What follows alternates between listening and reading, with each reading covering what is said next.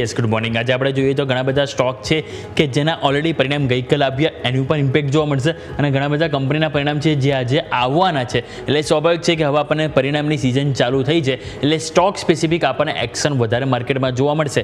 તો કયા સ્ટોક છે જે આજે વોચલિસ્ટમાં રાખીશું, જેની શરૂઆત આપણે કરીશું એચડીએફસી લાઈફથી. એચડીએફસી લાઈફના જે પહેલા ત્રિમાસિકના જે પરિણામ આવ્યા જે સારા આવ્યા છે.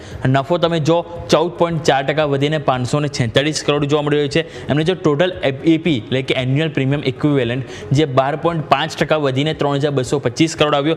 રિટેલ એપી જોઈએ તો એમાં પણ 12.5%નો વધારો જોવા મળ્યો છે, 2777 crore. Value of new business નજર કરીએ તો 25% હતા જે વધીને 25.10% જોવા મળી રહ્યા છે. જ્યારે એમને ટોટલ એયુએમ જોઈએ એસેટ અંડર મેનેજમેન્ટ તો અહીંયા આપણને 14.7%નો ગ્રોથ બતાવે છે.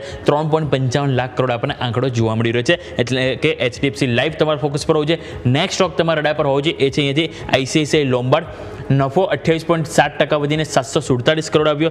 જ્યારે એમનું ગ્રોસ રિટર્ન પ્રીમિયમ તમે નજર કરો તો એમાં પણ આપણને અહીંયાથી 1.5%નો વધારો જોવા મળી રહ્યો છે. સામે તમે નજર કરો એમનું ગ્રોસ ડાયરેક્ટ પ્રીમિયમ તો ગ્રોસ ડાયરેક્ટ પ્રીમિયમમાં 0.6%નો વધારો થયો છે.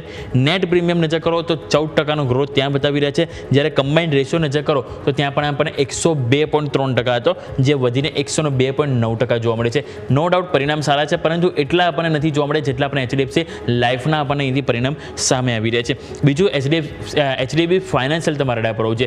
એચડીબી ફાઇનાન્શિયલના જે અનુમાન હતા એના કરતાં કમજોર પરિણામ આવે છે અને લિસ્ટિંગ બાદ અહીંયા આપણને પહેલી વખત કંપનીના પરિણામ સામે આવતા જોવા મળે છે.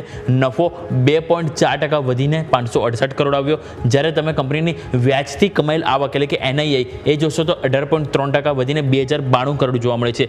પરંતુ તમે નીમ જુઓ તો એમાં પણ બિલકુલ ફ્લેટ જોવા મળે છે. 7.6% હતા જે વધીને 7.7% કંપનીના નેટ ઇન્ટરેસ્ટ માર્જિન જોવા મળે છે. ગ્રોસ લોન નજર કરશો 14.3%નો વધારો જોવા મળે છે, 1.09 લાખ કરોડ. પ્રી પ્રોવિઝનિંગ જે ઓપરેટિંગ નફો હોય છે એ તમે નજર કરશો 17.2%નો વધારો બતાવે છે.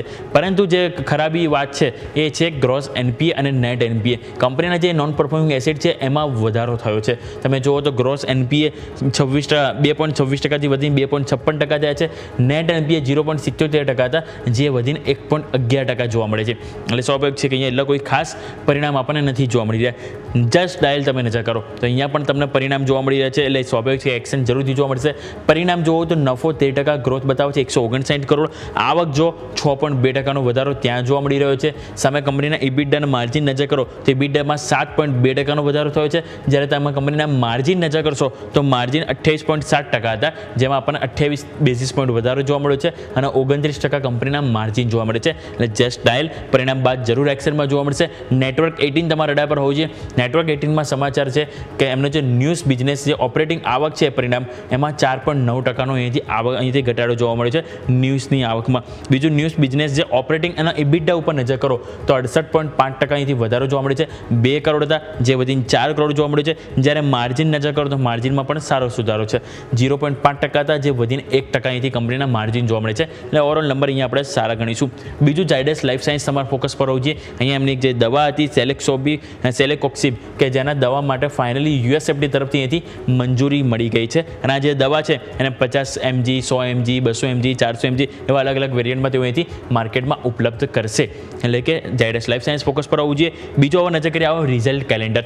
હવે આ બધા પરિણામ જે આવી ગયા એની ઉપર તો તમને એક્શન જોવા મળશે, પરંતુ રિઝલ્ટ એક્શન આપણે જોઈશું કે આજે બીજા 2 કંપનીના પરિણામ આવે છે જે વાયદા બજારમાંથી છે. એક છે એન્જલ વન અને એક છે ટેક મહિન્દ્રા. આપણે ગ્રાફિક્સ પણ એક વખત પ્લે કરીશું તો એમાં નજર કરો તમે એન્જલ વન અને ટેક મહિન્દ્રા આ 2 કંપનીના જે પરિણામ આવવાના છે. કેશ માર્કેટમાં ઘણી બધી કંપની છે, પરંતુ હાલ આપણે જે પ્રોમિનન્ટ કંપની છે જે વાયદા બજારમાં કામ કરે છે એટલે કે એફ&ઓમાં, એટલે કે આ 2 કંપની જેના નાણાકીય વર્ષ 2026ના પહેલા ત્રિમાસિકના પરિણામ આવશે ફોકસ હોવું જોઈએ. હવે વાત કરીએ આજે શું ખાસ છે. 2 થી 3 વસ્તુ છે જ્યાં તમારે ખાસ કંઈ નજર હોવી જોઈએ. પહેલાં આપણે નજર કરીશું તો એસબીઆઈની નાણાકીય વર્ષ 2026 માટે ફંડ એકત્રિત કરવા માટે અહીંથી બોર્ડ બેઠકનું આયોજન છે. સ્વાભાવિક છે કે બોન્ડ દ્વારા અહીંથી મોસ્ટલી તેઓ કરે એવી એક અહીંથી ચર્ચા છે. એટલે કે આજે શું ખાસમાં આપણે એ ફોકસ કરીશું.